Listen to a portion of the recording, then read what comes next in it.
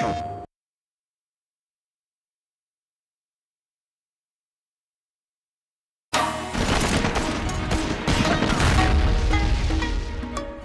we wanted to create a kind of unique and contemporary score for the reimagining of SOCOM. We needed to take a step in a different direction than the standard military action scores. We're totally avoiding any kind of cliched bash crash orchestral action music. It's certainly my hope and our goal that players will play through this game and never hear the same piece of music twice.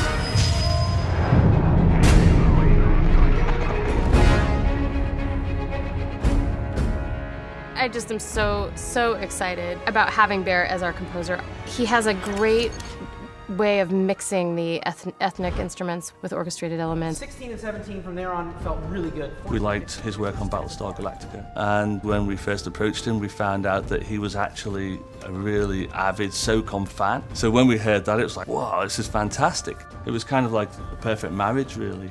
It was exciting to get called because they were responding to all of the things in my Battlestar score that were the most unusual and the most outside the norm. And so I knew right away that they wanted something unique. Oracle, we need support over here. Air support. Commander, we still have top capabilities. Several fighters on deck. What about intel, satellite, extraction? Let me see.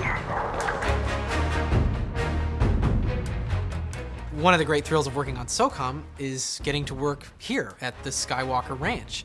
Getting to come to this idyllic location and make music is a really extraordinary opportunity, and it's made the experience of working on SOCOM 4 even more memorable for me.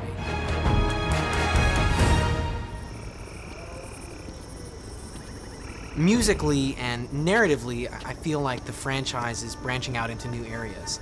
They wanted to emphasize the local environment. So this meant bringing in a lot of Southeast Asian sounds, which we do not associate with the kind of action-adventure scoring that you're used to hearing. One of the really exciting things about Bear's approach to music creation is his boldness when it comes to assembling and pulling together instruments from not only different parts of the world, but different musical genres. We thought it would be really interesting to try and merge the Eastern Orchestra and the Western Orchestra. So when the armies collide, so do the orchestras. We needed the blend. And we also wanted to define a sound that for us was different and new.